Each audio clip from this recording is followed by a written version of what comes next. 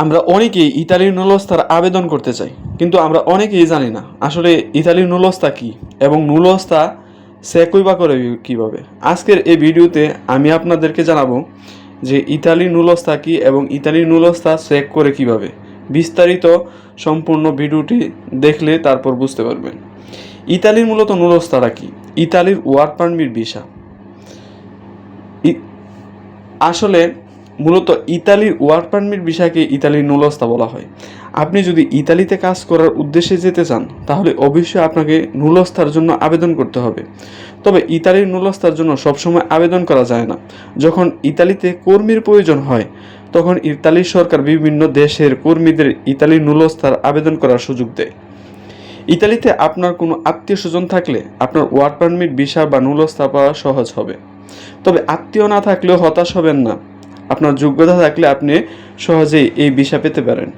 ইতালির নুলস্তা আবেদনের জন্য কী কী ডকুমেন্ট লাগবে। ইতালির নুলস্তা আবেদনের জন্য আপনার কিছু প্রয়োজনীয় কাগজপত্র লাগবে। একটা বৈধ পাসপোর্ট দরকার লাগবে, তারপর জন্ম সনদের দরকার লাগবে, জাতীয় পরিচয়পত্র যদি থাকে তাহলে সেটা দরকার লাগবে। 3 মাসের মধ্যে আপনার যদি পাসপোর্ট সাইজ তোলা ছবি থাকে সেটা লেপ প্রিন্ট হতে হবে। ব্যাংক স্টেটমেন্ট এবং আয়ের প্রমাণপত্র লাগবে। ইতালির নুলস্তার আবেদন করার নিয়ম 2025।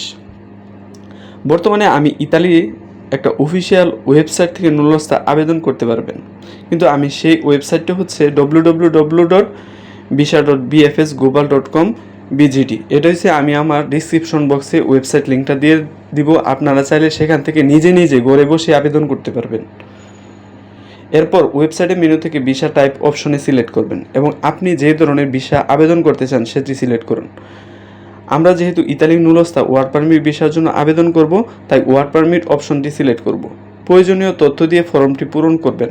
ভিসা ফি প্রদান করুন। আপনার কত টাকা ভিসা লাগবে সেটা আবেদন করতে পারবেন। তারপর একটা অ্যাপয়েন্টমেন্ট বুকিং করে নির্ধারিত সময়ের মধ্যে প্রয়োজনীয় কাগজপত্র আপনি বিএফএস গ্লোবালে জমা দিতে হইব।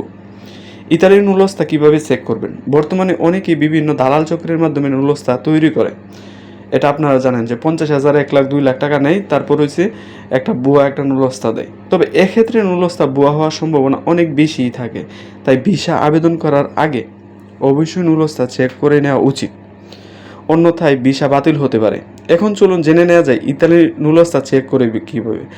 আপনারা যদি ইতালি কোনো আত্মীয় স্বজন থাকে তাদের মাধ্যমে আপনি দ্রুত নুলস্তাটি চেক করতে পারবেন। এর জন্য আপনার নুলস্তার একটা কপি তাকে মেল করে পাঠিয়ে দিতে হবে। তারপর ওই আত্মীয় ডিসি অফিসে গিয়ে চেক করতে পারবে আপনার নুলস্তা বৈধ কিনা। এছাড়া আপনি বাংলাদেশ থেকে চেক করতে পারবেন। এর জন্য আপনি ঢাকা অবস্থিত ইতালি এম্বাসিতে যোগাযোগ করতে পারেন। তবে এর জন্য তারা সার্ভিস চার্জ নিতে পারে। সাধারণত 3 থেকে 5,000 টাকা সার্ভিস চার্জ নেওয়া হয়। তবে এভাবে নুলস্তা চেক করতে গেলে প্রচুর সময় লাগতে পারে, সাধারণত 1-2 মাস সময় লাগে। তবে এত সময় লাগার পরও ভিসা আবেদন করার আগে অবশ্যই আপনার নুলস্তাটা চেক করতে হবে। কোনো দালালের মাধ্যমে নুলস্তা না তৈরি করাই ভালো আমি মনে করি। তবে ভালো কোনো এজেন্সি থেকে তৈরি করুন। আপনি যদি আমার চ্যানেল নতুন হয়ে থাকেন তাহলে চ্যানেলটা অবশ্যই সাবস্ক্রাইব করে দিবেন। ইতালির নুলস্তা দেখতে কেমন, আমি আমার থাম্বনেলের মধ্যে ইতালির একটা নুলস্তা দিয়েছি, সেটা আপনারা দেখতে পারেন যে ইতালির নুলস্তাটা মূলত কেমন হয়। ইতালির নুলস্তা আবেদন করতে কত টাকা লাগে।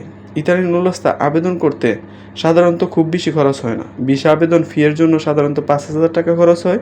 এছাড়া সার্ভিস চার্জ হিসাবে 4,000 টাকা নিতে পারে এবং ব্যাংক ড্রাফটের জন্য অতিরিক্ত 3,000 টাকা নিতে পারে। ইতালির নুলস্তার মেয়াদ কতদিন থাকে। সাধারণত ইতালির ওয়ার্ক পারমিট ভিসার মেয়াদ 1 বছর থাকে, তবে 3 বছর পর্যন্ত রিনিউ করা যায়। এটা মন ঘাবড়ানোর কোনো কিছু নাই। ইতালির নুলস্তা কবে বের হবে। ইতালির নুলস্তা সবসময় পাওয়া যায় না, কিছু নির্দিষ্ট দিনে খোলা থাকে। যেসব দিনে খোলা থাকে সেই সব দিনকে বলা হয় ক্লিক ডে। ইতালিতে বসবাসকারী কিছু প্রবাসীদের তথ্য অনুযায়ী আগামীতে নুলস্তা 15 সেপ্টেম্বরে বের হতে পারে। এ সময় 40,000 কোটা রাখা হতে পারে বলে জানা গেছে। প্রায় জিজ্ঞাসিত কিছু প্রশ্নের উত্তর আপনারা আমাকে করে থাকেন। ইতালিতে ভিসা কত প্রকার। ইতালিতে 2 ধরনের ভিসা, একটা সিজনাল ভিসা, একটা non seasonal visa. Italy type visa কি। আপনি যদি ইতালিতে 90 দিনের বেশি থাকেন তাহলে সেটাকে দীর্ঘমেয়াদী ভিসা হিসেবে বলা হয়, আর এই দীর্ঘমেয়াদী ভিসাকে টাইপ ভিসা বলা হয়। আশা করি ইতালির নুলস্থা কী এবং কিভাবে চেক করে এই বিষয় সম্পর্কে সম্পূর্ণই আপনারা জানতে পেরেছেন। যদি আপনারা আমার ভিডিওটি দেখে থাকেন, কে কোথায় থেকে দেখছেন এবং আপনি 2025-এ আবেদন করবেন কি না, আর আমার ভিডিওটি কেমন হয়েছে অবশ্যই কমেন্টসে জানাবেন একটি লাইক করে, এবং সাবস্ক্রাইব করে আমার পাশেই থাকুন। আসসালামু আলাইকুম ওয়া রাহমাতুল্লাহি ওয়া বারাকাতুহু। দেখা হবে পরবর্তী কোনো এপিসোডে।